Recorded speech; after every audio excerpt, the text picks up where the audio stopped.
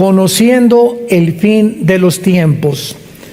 Esta parece que es la sexta o la séptima conferencia, pero estamos en una serie en la que estamos tratando de investigar de una forma minuciosa, detallada, profunda en la Biblia, si realmente la Biblia tiene o nos da el 100% de seguridad, no del día en la que Cristo viene, ni del arrebatamiento, sino si encontramos en la Biblia la seguridad de que realmente nos encontramos en la última generación, en los últimos tiempos. Y hasta ahorita lo que hemos estudiado, les recomiendo las conferencias anteriores, hemos llegado a un punto, ¿verdad?, donde estamos así expectantes, porque es impresionante cómo Dios escogió a la nación de Israel para que se convirtiera en el termómetro de Dios. Israel es el termómetro de Dios. La iglesia no es el termómetro de Dios. La iglesia fue incluida en el plan de Dios cuando Dios rechazó a Israel hace 2000 años porque rechazaron a Cristo como el Mesías. Dios nos pone a nosotros porque no hay nadie indispensable en la obra de Dios, pero cuando Dios regrese a tratar con Israel, Romanos 9, Romanos 10, Romanos 11 lo explican claramente, Oseas capítulo 5, Oseas capítulo 6, Ezequiel capítulo 37, etcétera, etcétera, etcétera, etcétera, Apocalipsis capítulo 11, entonces la iglesia no puede estar aquí en la tierra. ¿Por qué? Porque a Dios le falta 7 años para terminar con Israel, que son los 7 años de la gran tribulación. Cuando Dios le dio la profecía a Daniel, capítulo 9, versículo 24 al 27, que se conoce como las 70 semanas de Israel, Dios le dijo a Daniel muy claramente: Israel se encontraba en un punto muy delicado de su historia, porque los 70 años que se habían profetizado Jeremías de que Israel iba a pasar en Babilonia cautivo, exiliados, estaban a punto de cumplirse. Entonces Daniel se pone a orar: Señor, te pido que me digas cuál es el plan ahora, ya vamos a regresar a Israel, ¿cuál es el futuro de nosotros? ¿Seguirás tratando con nosotros? ¿Seguimos siendo tu pueblo? Etcétera, etcétera. Entonces el ángel Gabriel, que es el mensajero oficial de Dios en el Antiguo y en el Nuevo Testamento, porque es el que se le apareció a María, el que se le apareció a todas las demás personas, a José y a María cuando iban escapándose a Egipto, Gabriel le dice a Daniel: Daniel, 70 semanas están profetizadas o destinadas para, escuchemos con claridad, la ciudad de Jerusalén y el pueblo judío. Los judíos, como en las clases anteriores hemos visto, tenían semanas de 7 días y tenían semanas de años. En otras palabras, dice el Salmo 90, 1 Pedro capítulo 3, que para Dios un día es como 1000 años y 1000 años como un día. Si nosotros calculamos que de Adán a nuestros días han transcurrido aproximadamente 6000 años, nos encontramos así de que venga el Señor por nosotros. De Adán a Abraham hubo casi 2000 años. De Abraham a Cristo otros 2000 años. Y de Cristo a nuestros días llevamos 2000 años aproximadamente. Aunque estos periodos de tiempo, cuando se cambió el calendario lunar de los judíos de 360 días al calendario solar por el Papa Gregorio en los primeros siglos de la era cristiana, tenemos un calendario diferente al bíblico, porque el bíblico es de 360 días, es el lunar. Ellos rigen el calendario de acuerdo a la luna, no al sol, nosotros al sol. Y nuestro calendario se le aumentaron 5 días minutos y segundos. 365 días. Muy bien. Pero aún tomando en cuenta todos estos días que se aumentaron al calendario, más los años bisiestos, etcétera, etcétera, nos encontramos verdaderamente en el borde, ¿verdad?, en la orillita ya de que la consumación del plan de Dios para su iglesia llegue a su término. En cualquier momento, millones de seres humanos desapareceremos de este planeta. Mientras viene este evento, el diablo, el Satanás, que tiene control sobre la materia, sobre la energía, y esto nos lo revela la Biblia, el poder impresionante de la materia, de las neuronas, del cuerpo humano, de los genes que tienen los demonios, que están avanzadísimos a nuestra genética, a la neurología, etcétera, etcétera. El mundo tiene que comenzar a entender que cuando desaparezcamos millones de personas, ¿qué van a contestar los científicos ateos? O los secularistas o los mundanos. Se los llevaron los ovnis. Increíble. El Vaticano tiene una oficina para la investigación de los ovnis y el Papa Francisco declaró que si venían, a lo mejor la muerte de Cristo los iba a perdonar también. Cuando, discúlpeme, ¿verdad?, pero la teología nos muestra que la redención de nosotros se debió a una maldición hace 6,000 años en un huerto del Edén. Y que Jesús tuvo que hizo hombre y hacerse carne para romper esa maldición, porque solo Dios la podía romper. Entonces, si hay extraterrestres, como dicen los marcianos, lo que sea, la redención de Jesús no se podría aplicar a ellos. Esto es una barbaridad teológica. Número 2, las Naciones Unidas tienen una oficina ahí dirigida por una mujer de la India, una hindú, que está investigando por órdenes del Consejo de Seguridad a los objetos voladores no identificados. Y en el estado de Colorado, el Vaticano tiene un telescopio que es de los más grandes del mundo, y el telescopio se llama Lucifer, dedicado a buscar extraterrestres o hacer contacto posible con el mundo cósmico. ¿Qué dice la Biblia ante todas estas situaciones? Bueno, la Biblia es muy clara. La Biblia dice que efectivamente hay extraterrestres, pero no son marcianos, ni jupiterianos, ni venusinos, ni plutonianos.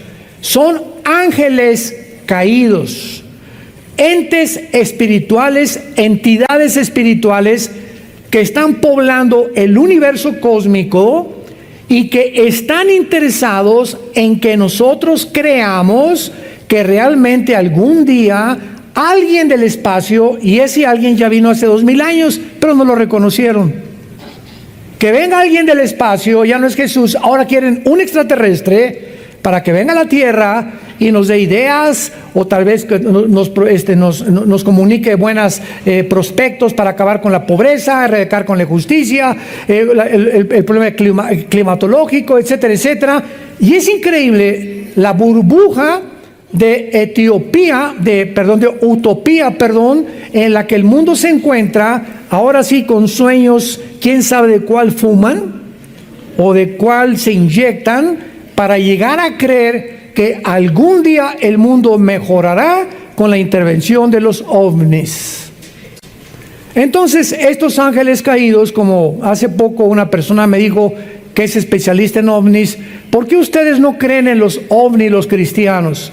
Y le dije, claro que creemos en los ovnis. Hay documentos científicos, así como hay videos buenos, hay videos falsos, hay fotos, hay testigos de astronautas.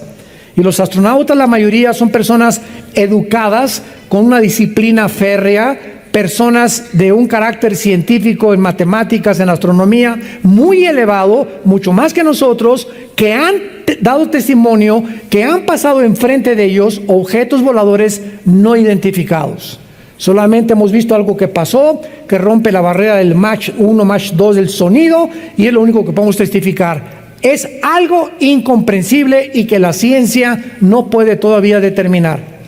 La Biblia nos revela que los ángeles caídos tienen el poder de materializar la energía.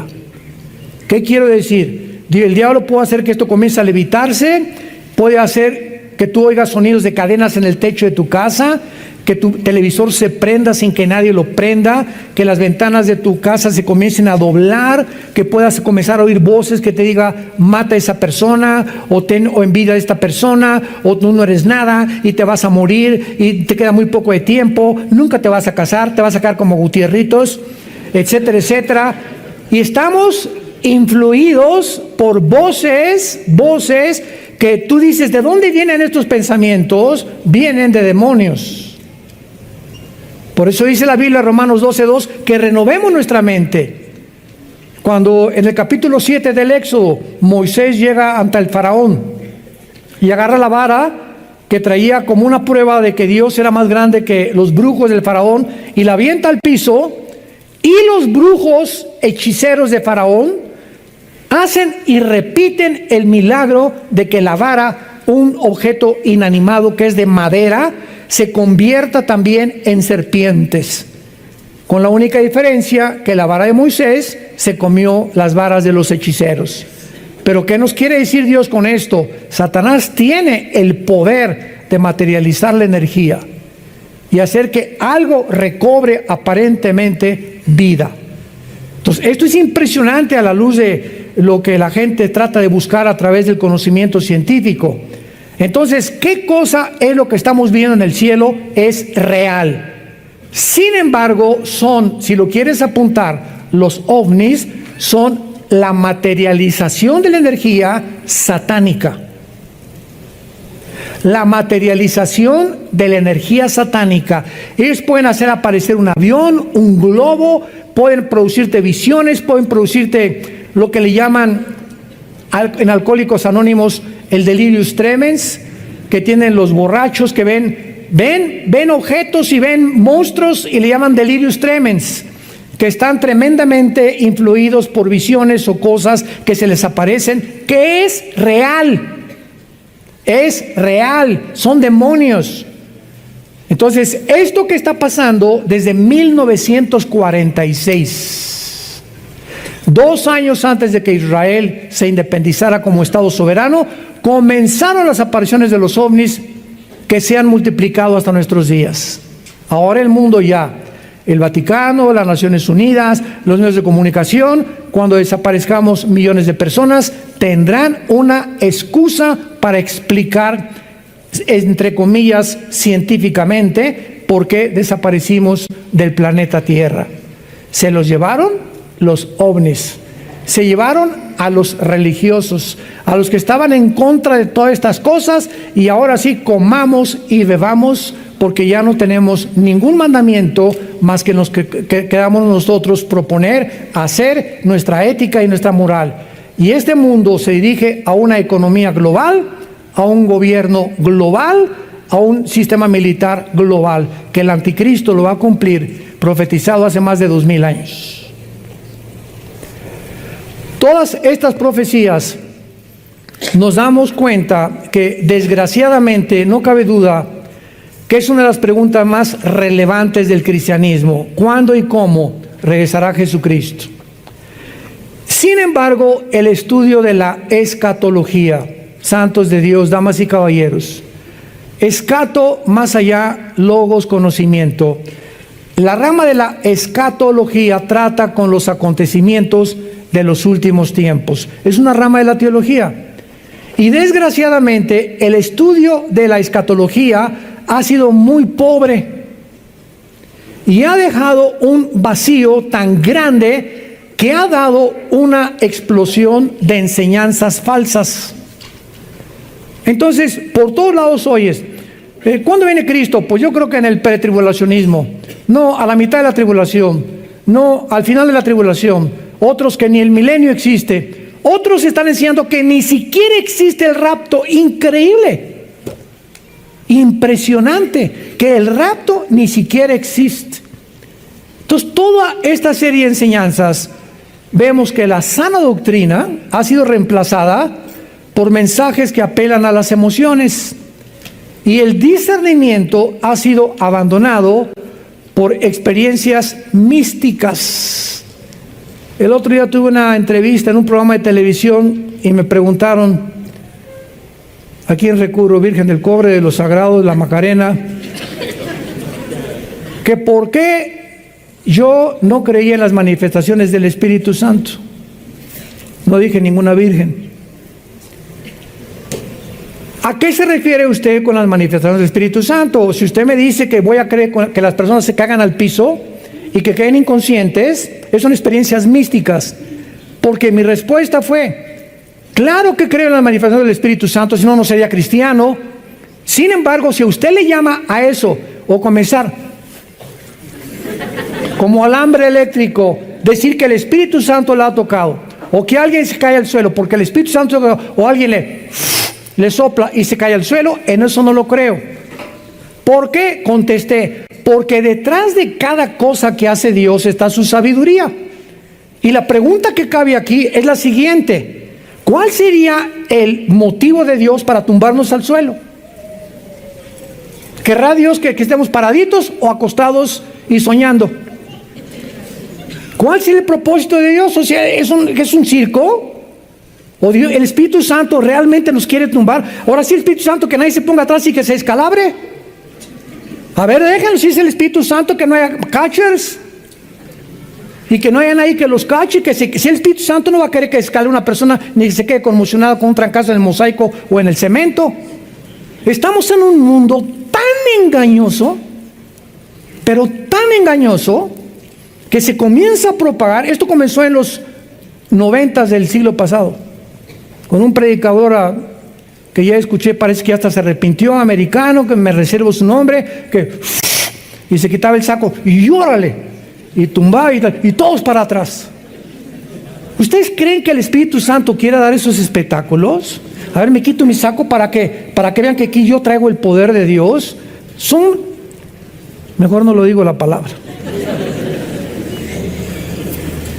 ¿Qué tiempos estamos viviendo? Bueno, la cuestión es que han pasado casi 2000 años desde que Jesús ascendió al cielo, y la cristiandad tiene ahora que realmente reconciliar dos posiciones paradójicas aparentemente en cuanto al regreso de Jesús. De esto se trata esta serie. Número 1, nadie sabe la hora ni el regreso de Jesucristo.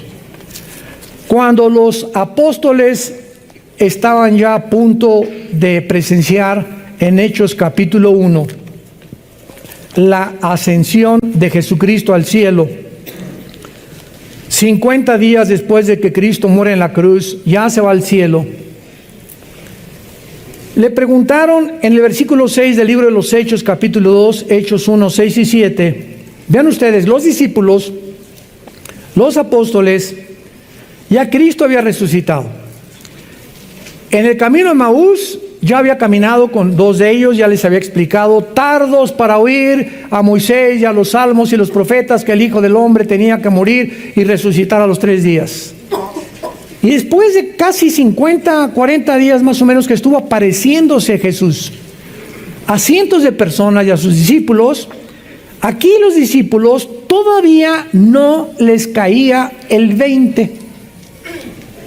Todavía no estaba el Espíritu Santo en ellos, porque esto es antes de Pentecostés, y todavía tenían aquí zonas grises en el cerebro, y verdad que no era culpa de ellos, sino no llegaba el tiempo de la iluminación total. Y le preguntaron a Jesús, Hechos 1:6, los que se habían reunido le preguntaron diciendo, Señor, vean la pregunta, ¿restaurarás el reino de Israel en este tiempo? O sea, ¿saben qué le estaban preguntando a Jesús? Seguían creyendo que el Mesías tendría que restaurar Israel, porque la profecía decía que el Mesías vendría y acabaría con los romanos, y no entendieron que primero era la muerte y después la corona. Cristo tenía que morir primero y después tenía que resucitar. Estaban interesados en el reino de Israel. Ahora, también es lógico, porque a los gentiles, a nosotros, no se nos había predicado todavía el evangelio. Entonces ellos todavía no tenían conocimiento de la iglesia, que ya Jesús en los evangelios les había dicho, voy a edificar mi iglesia. y las puertas del infierno no prevalecerán contra ella. Pero lo importante es la respuesta que les da Jesús. Versículo 7. Y les dijo: no les toca a ustedes saber los tiempos o las sazones que el Padre puso en su sola potestad. A los que les interese, apunta estas dos palabras que en el original griego se tradujeron al español tiempos o sazones. La palabra tiempos es la palabra cronos. C-H-R, como suena, O-N-O-S. De ahí viene la palabra cronología. No les toca a ustedes saber la cronología. Y la palabra sazones es la palabra kairos, con K. Y esta palabra, los sazones, significa el tiempo específico. Se los voy a explicar. Nosotros tenemos un calendario. Yo ahorita, por ejemplo, ya comencé mi calendario para el año que entra. Enero, febrero, marzo, abril, y ahí voy apuntando las fechas, los compromisos, las responsabilidades, ¿verdad? Entonces, todo lo que está en este calendario es mi cronología. El tiempo que yo estoy dividiendo para que en el siglo XX, en el año 2020, yo pueda saber exactamente qué compromisos tengo con el doctor, por acá, por el viaje, o lo que tú quieras, cumpleaños de mi familia, bla, bla, bla, bla. Ok, eso es la cronología. El tiempo completamente panorámico. Kairos es el día de tu cumpleaños. Es un día específico, es el día de la independencia, es el día del pastor, o es el día de la Biblia, o es el día, Navidad ahorita el 24, son Kairos, o sea, son días específicos. Cristo dijo: no les voy a decir ni la cronología, ni el tiempo específico, o sea, el día en que mi hijo regresa. Y como no les voy a decir nada, recibirán poder cuando el Espíritu Santo venga sobre ustedes y me serán testigos. O sea, no se preocupen tanto por el tiempo, sino por hablar de mí. Ahorita en Navidad, si eres cristiano, te vas a parar en la cena de Navidad. Y ahí va a estar tu compadre, el que le dice en verdad el guajolote de Tlanepantla, y tu comadre, y borrachos o familiares que tenemos, ¿verdad? Todos que no están en Cristo, etcétera, etcétera. Te vas a parar tú. Ahorita nos están llegando correos. ¿Qué digo? ¿Cómo que qué dices?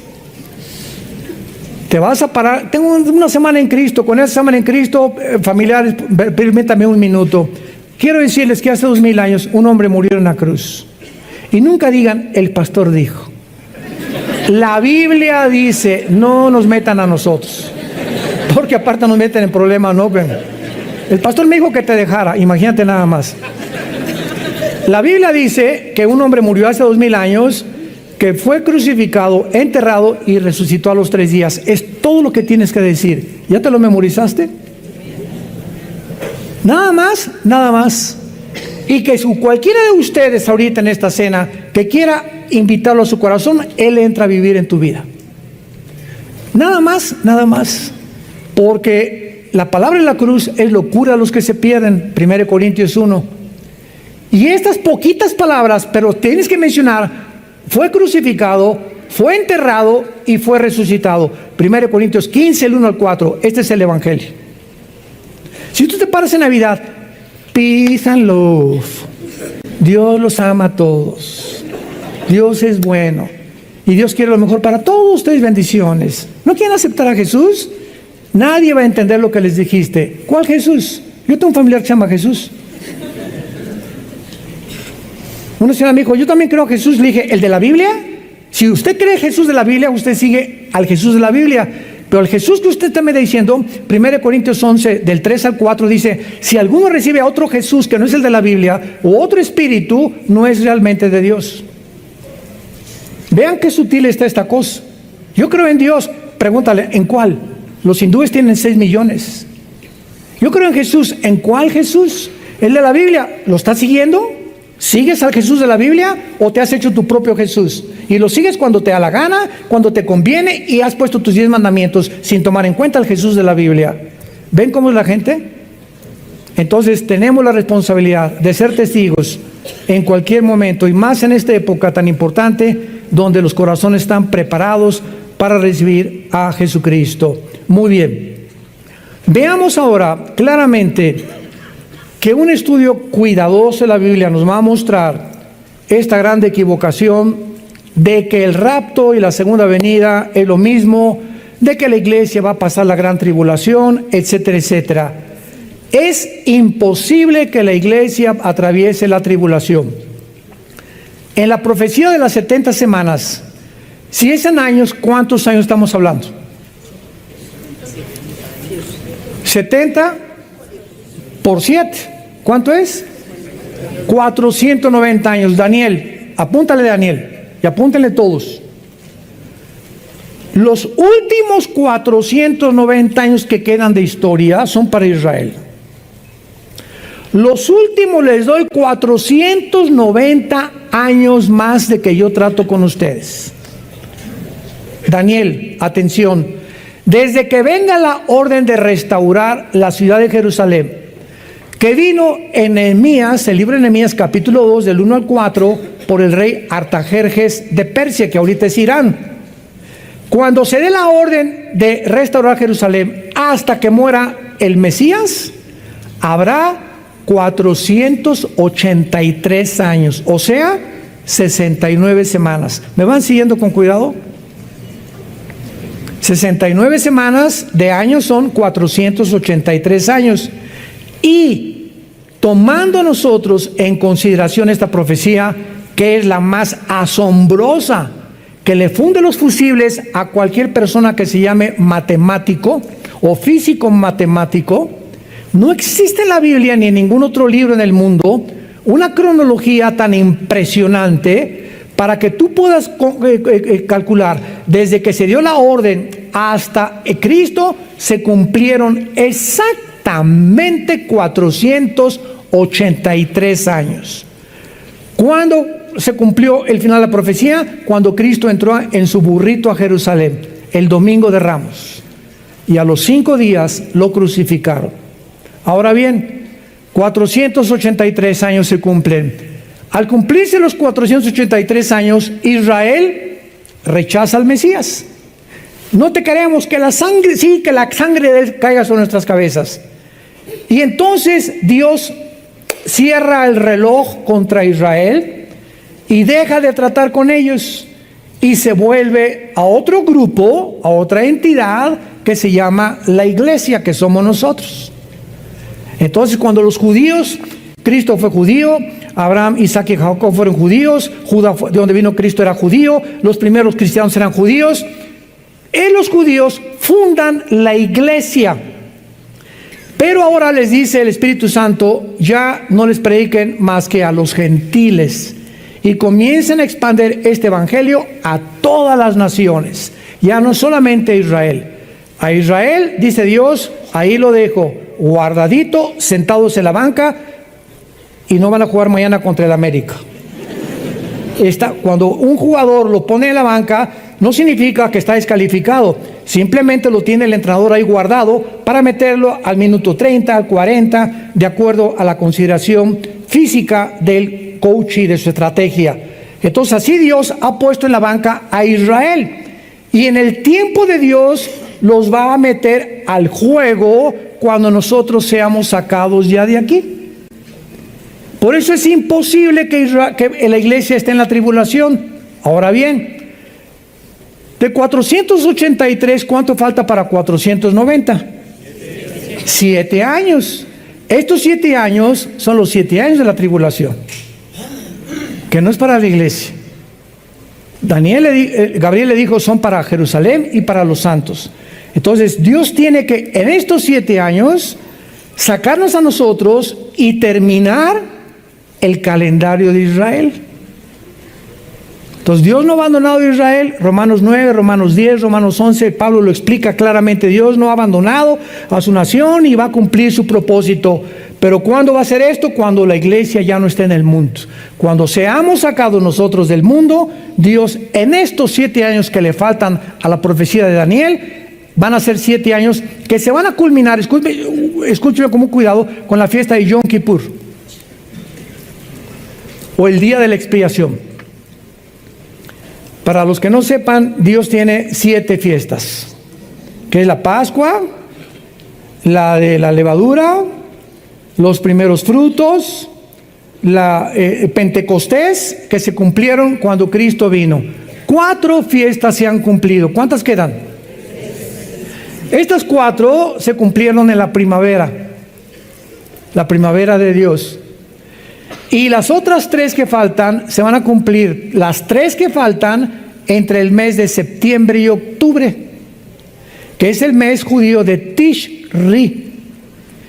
Y la próxima que sigue, la quinta, es la fiesta de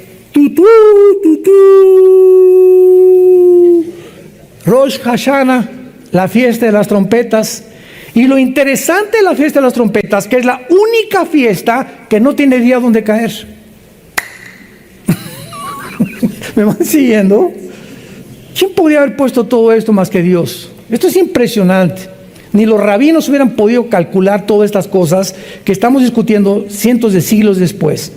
La fiesta de las trompetas puede caer en un día o en otro. Entonces los judíos agarran 3 o 4 días para hacer la fiesta de las trompetas, porque no saben exactamente en qué día cae. Todas las demás caen exactamente el primero o el día 15 o el día 20 del mes de Tishri. De las trompetas, ¿cuál sigue? Yom Kippur, cuando es el llamado al arrepentimiento de Israel, el día de la expiación. Y la última fiesta,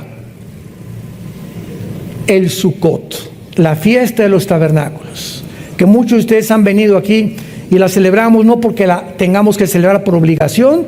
No tenemos ya obligación de celebrar ninguna fiesta, ni cumplir ya sábados ni días festivos. Lo hacemos para que ustedes conozcan qué es Sukkot, nada más, pero no porque lo tengamos que hacer. Es muy diferente la obligación a una cosa para poder enseñar. ¿Y los tabernáculos dónde creen que la vamos a celebrar? En Jerusalén, en el milenio, el año que entra en junio. A ver si nos toca, ¿verdad? Nos vamos en junio del año que entra a Israel. Muy bien, entonces, a ver otra vez, ya se cumplieron 4 fiestas, la próxima es las trompetas. Por eso no es posible que la iglesia pase la tribulación. Las trompetas, los judíos la asocian precisamente, los judíos mesiánicos, con Rosh Hashanah o con la fiesta de las trompetas, porque primera de Corintios 15, 51 al 53, dice, se tocará la trompeta final. Muchos, ¿verdad?, por no conocer la escatología, la relacionan con las trompetas del Apocalipsis. Por el amor de Dios, las trompetas del Apocalipsis son de juicio. Esta es tutú, vámonos a casa. Juímonos, decían en mi rancho. Bueno, espero que ya estén más o menos ubicados. Vamos a entrar de lleno a este estudio. Esta fue la introducción. Como decía Pablo, hay tantas cosas que explicar, tantas cosas que enseñar, ¿verdad?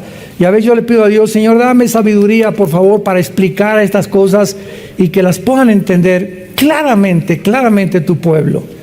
Porque es importante que podamos comunicar estas verdades de una forma en la que puedan ustedes, si no entender claramente por tu falta de estatura y crecimiento espiritual, por lo menos darte una idea de cómo está las profecías bíblicas en la Biblia. El 30% de la Biblia son profecías. La Biblia contiene un 30% de profecías, y los 2 eventos proféticos. De todas las profecías que hay en la Biblia, los 2 eventos proféticos que van de la mano, así, como hermanitos gemelos, son el renacimiento de Israel como nación, 1948, y el arrebatamiento de la iglesia. La primera pregunta es, ¿qué relación, qué conexión hay entre que los judíos el siglo pasado, el 14 de mayo del 48, regresaron casi después de 2000 años, y el rapto de la iglesia? Lo que hace realmente el regreso de Israel a su tierra no hubo señales de cuándo iban a regresar. Desde Deuteronomio, Moisés le enseñó al pueblo judío que algún día ellos regresarían y Dios trataría con ellos. No existe en la Biblia ninguna fecha cuando ellos iban a regresar después de que fueron expulsados por segunda vez, el año 130 después de Cristo, por los romanos.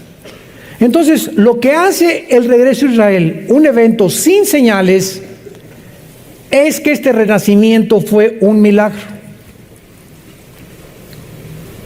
¿Qué es un milagro? Se define como algo que desafía lo natural o la capacidad de comprensión humana. Esto es lo que es un milagro. No se sabía, para concluir, cuándo y cómo iba Israel a regresar. Y después de 2 guerras mundiales, la Primera Guerra Mundial, vean lo que se encuentra detrás de los eventos de la historia.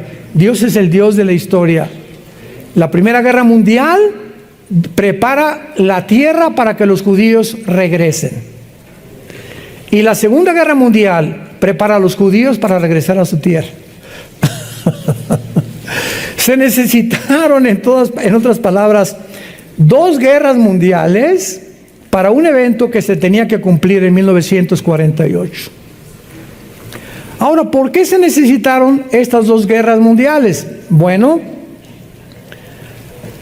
hasta 1923, después de la Primera Guerra Mundial, el Imperio Otomano Turco controlaba el Medio Oriente. Y en 1923, después del 14, el 18, que se pierde la Primera Guerra Mundial, perdió la Primera Guerra Mundial Alemania y el Imperio Otomano Turco se aliaron con Turquía. Y al eliminarse el imperio de los otomanos turcos musulmanes, los ingleses de 1923 a 1945 toman el control del Medio Oriente. El general Allenby en 1923 entra a Jerusalén y los últimos musulmanes que quedaban del Imperio Otomano van para afuera. Esto fue, si no hubieran vencido los ingleses a los otomanos, ¿cómo podría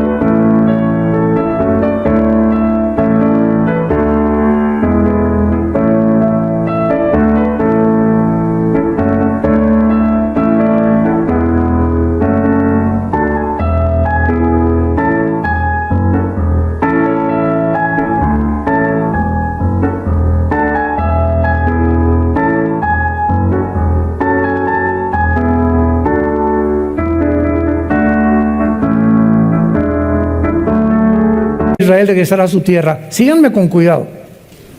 Ya vean cómo Dios prepara en la historia todo para que sus profecías se cumplan. Viene la Segunda Guerra Mundial, la persecución de los nazis contra los judíos.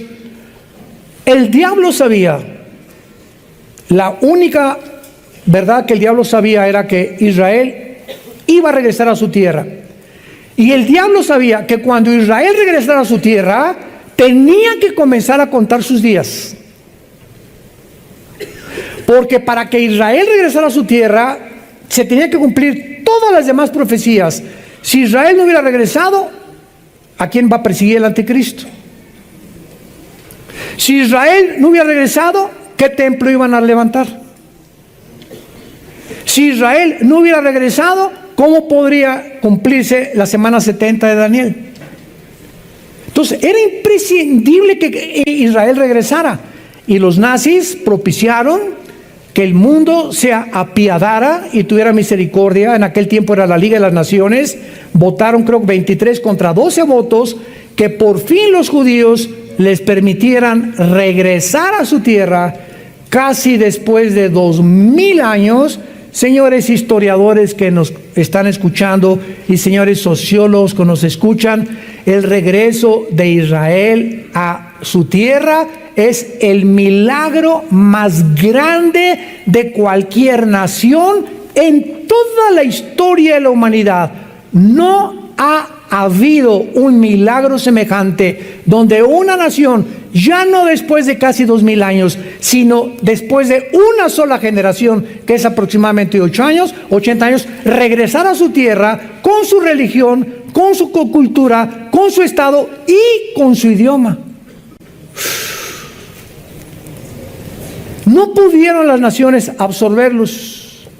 Los franceses no les cambiaron su idioma, ni los ingleses, ni los italianos, ni los mexicanos, ni nosotros vamos a Texas, o nuestros paisanos que ya se han ido, ya no quieren hablar español.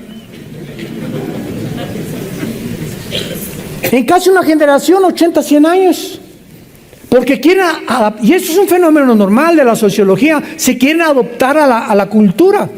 Y mi esposo y yo tenemos cantidad, ¿verdad? Tenemos un paisano jardinero que va cada 15 días a la casa de ustedes a cortarnos ahí el pastito de la casa y le preguntamos, ¿verdad? Oye, y el español ustedes saben que hablan o mencionan, le llaman mocho, ¿verdad? O sea, no es realmente un castellano. Y vienen sus hijos a ayudarlo a cortar el pasto y hablo con ellos y me hablan en inglés. Y le digo, ¿por qué no quieres hablar español? Y me dice, papá, es que en la escuela les da vergüenza. Quieren ya desde niños ser aceptados como norteamericanos para no ser marginados ni rechazados por el racismo que existe todavía.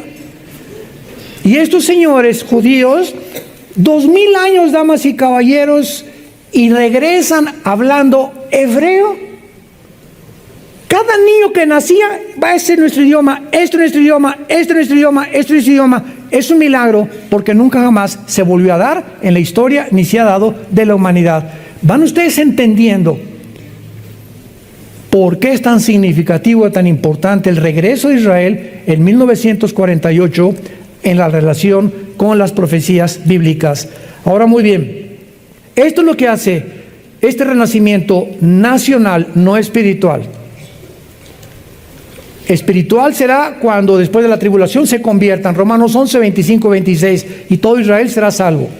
Los que crean en el Mesías, desde luego, hasta que Cristo venga. Y ya podrán, creyendo en el Mesías, entrar al milenio junto con todos nosotros, que regresaremos con Cristo en su segunda venida. Muy bien, esto es lo que hace milagroso este regreso. Ninguna nación ha podido jamás en la historia regresar a su tierra después de haber sido dispersada, nada más por más de una generación. Nada como esto ha sucedido en la historia del mundo. Veamos rápidamente esta verdad profetizada en el libro de Amós, en el Antiguo Testamento. Amós capítulo 9,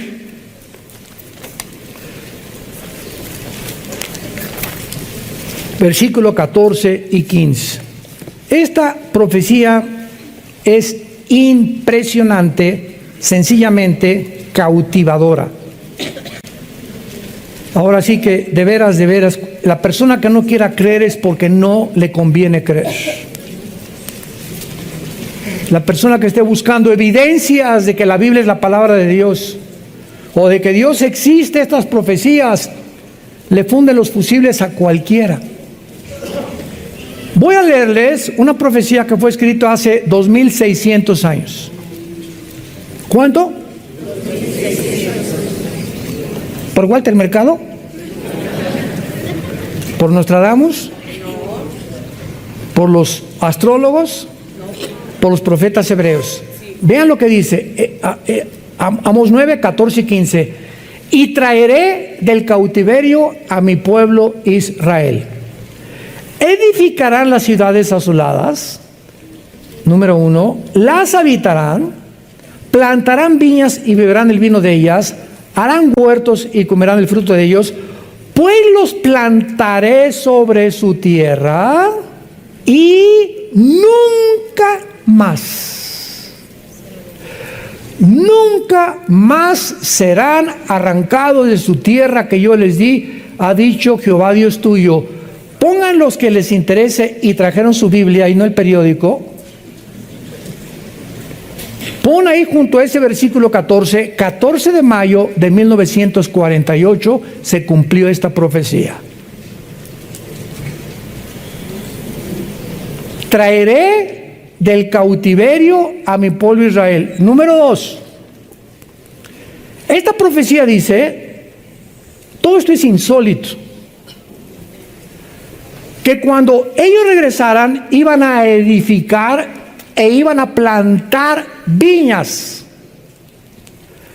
Cuando los judíos regresaron en 1948, el día 14 de mayo, y nombraron a David Ben Gurión, el primer ministro de Israel, estaba Israel, toda la tierra de Israel, seca, sin flores ni árboles, no había nada. Para 1950 al 52, en casi 4, 5, 6 años de que regresaron, plantaron más de 6 millones de olivos. En una de las obras de la ingeniería hidráulica más portentosa desde una de las séptimas maravillas del mundo, que fueron los jardines colgantes de Nabucodonosor en Babilonia. Una de las séptimas maravillas del mundo fueron los jardines de Babilonia, que todavía cuando vivía Saddam Hussein dijo, le doy $1 millón al que pueda imitar los jardines de Babilonia en Irak. Nadie lo pudo lograr. Y nadie entiende cómo los judíos hayan podido. Tú vas ahorita a Israel y tienen más de 16 millones de árboles.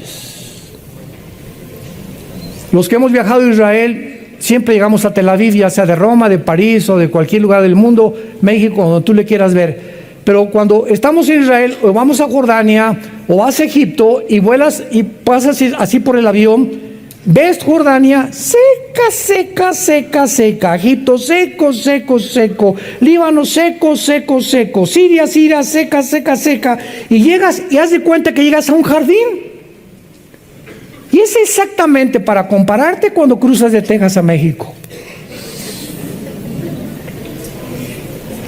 Cuando volamos mi esposa y yo a Texas, seco, seco, seco, seco, seco. Y ya entras a Texas o a Arizona o a California o a cualquier estado, todo verde en Estados Unidos. ¿Por qué? ¿Por qué esa grande diferencia? Todo ordenado, todo se respetan a la autoridad, etcétera, etcétera. ¿Qué es lo que hace estas culturas diferentes unas de otras? La Biblia. La Biblia. Resulta que Estados Unidos, en 1625, cuando llegaron los peregrinos huyendo de la persecución del Vaticano a Inglaterra, y llegaron a Estados Unidos, al estado de Virginia, a Rhode Island, 1625, con este libro. Y fundaron Estados Unidos con este libro. Y cuando llegaron a nosotros a colonizarnos y a conquistar México,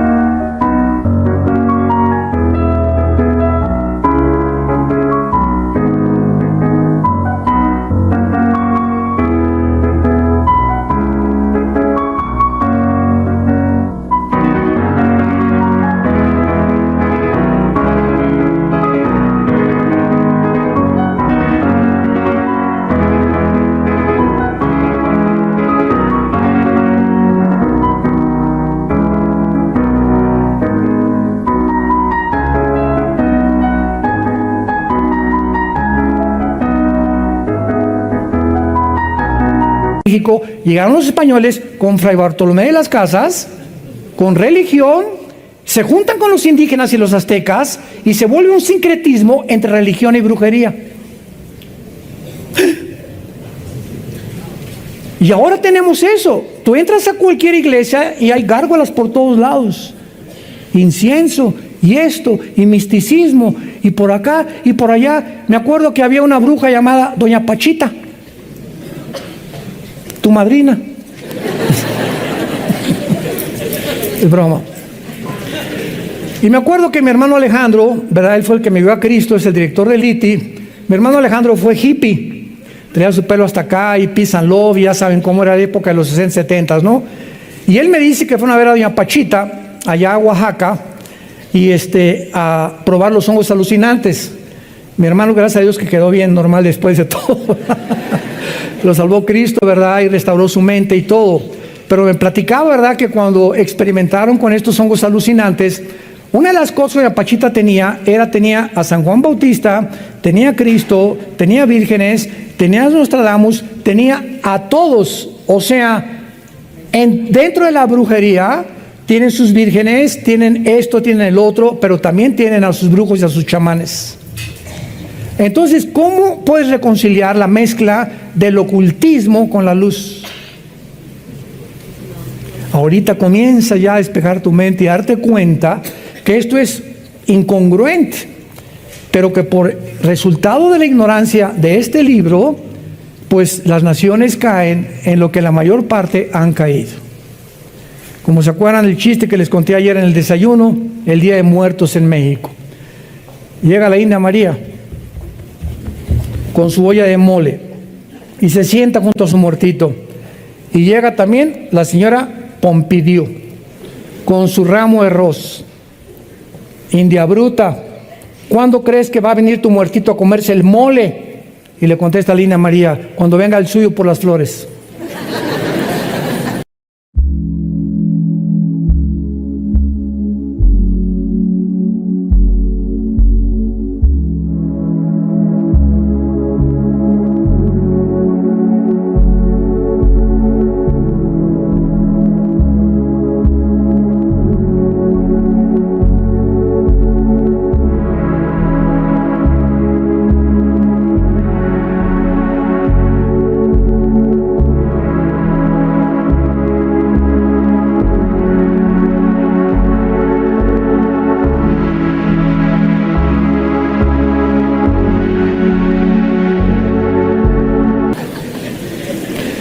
Tanto ricos como pobres viven una ignorancia, un paganismo, ¿verdad? Que la Biblia nos quita las vendas y nos da la luz y de saber que un cristiano no regresa nunca al panteón. Porque Jesús dijo que es la resurrección de la vida y no hay más que gusanos y huesos. Tu muertito no se va a comer el mole, ni tampoco las flores las va a oler. Pero eso lo hacemos cuando ignoramos qué se encuentra detrás de todo, las fiestas y las cosas que nosotros, por tradición, porque es una tradición nada más, hacerlo. Bueno, y finalmente, vemos aquí en esta profecía de Amós que estamos estudiando, para terminar, que plantan los judíos casi 6 millones, cumpliéndose el versículo 14, y en el versículo 15, culmina esta profecía, Amós 9:15, pues los plantaré sobre su tierra, y la promesa de Dios es que cuando regresaran en 1948 a su tierra, nadie los iba a volver a arrancar. A pesar de ser así una minoría, asombraría al mundo el sistema de defensa que iban a desarrollar, que hasta el siglo XXI Israel tiene los mejores pilotos del mundo, más que los MiG rusos y los F-35 que tienen ya los americanos y que los ingleses. No hay aviación como Israel ahorita. No hay tecnología en armas y en internet y en la cibernética como lo que han desarrollado los judíos. Llegaron los judíos el 14 de mayo a las 5:30 de la mañana del día 15 de mayo. Los atacaron 4 naciones árabes. Se fueron contra ellos. Vino en 1952, 54, los volvieron a atacar. Y para terminar con la guerra milagrosa de los 6 días, del 1 al 6 de junio de 1967, donde se juntan todas las naciones árabes dirigidas por Gamal Abdel Nasser, el presidente de Egipto en aquel tiempo, reúne a los jerarcas de Jordania y a toda de Egipto, de Siria, de Irak. Exterminemos a los judíos, echémoslos al mar Mediterráneo. ¿Saben ustedes lo que pasó en la guerra de los 6 días? Ahorita somos como 2,000 personas en este auditorio.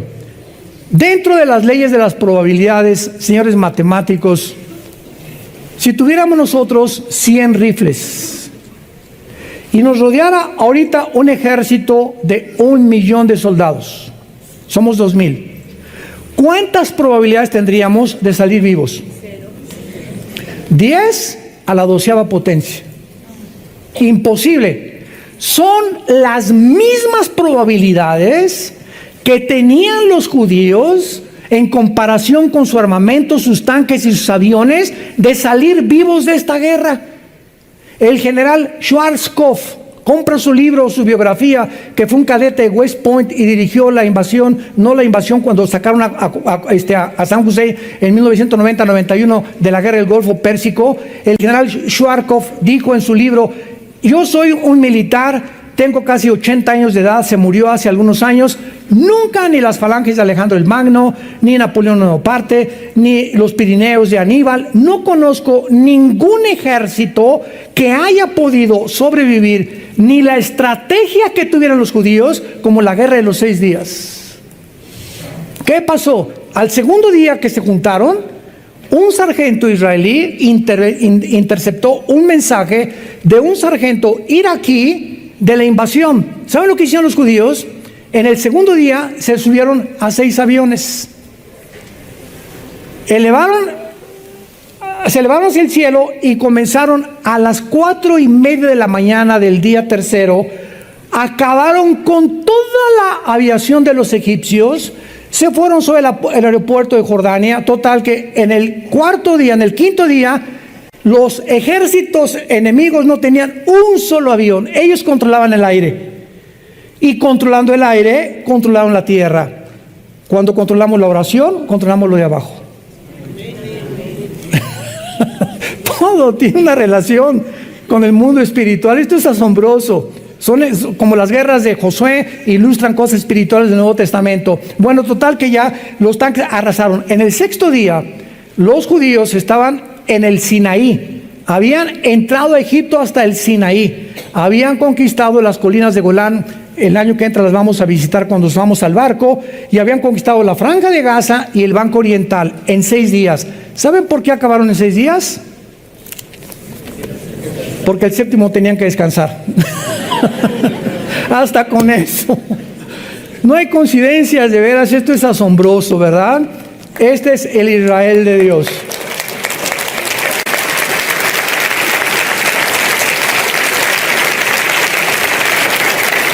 La gente no sabe esto. Tus amigos, tus familiares no saben esto. No saben todo lo que se esconde detrás de este libro maravilloso. Y es nosotros a los que Dios nos ha encargado este mensaje a las naciones, a iluminar las mentes de aquellas personas que han sido cegadas por el poder de Satanás, para que resplandezca la iluminación del conocimiento de Dios en la faz de Jesucristo, en el corazón de tus hijos, de tus familiares, de tus padres, que aún no tienen la salvación. Sé un testigo fiel hasta la muerte y permanece en la esperanza a la que Dios nos ha llamado a todos nosotros hasta el final, para nunca tener de qué avergonzarnos. Te damos gracias, Padre, por esta serie, conociendo el fin de los tiempos, fin de los tiempos, fin de los tiempos, fin de los tiempos, fin de los tiempos, fin de los tiempos, fin de los tiempos.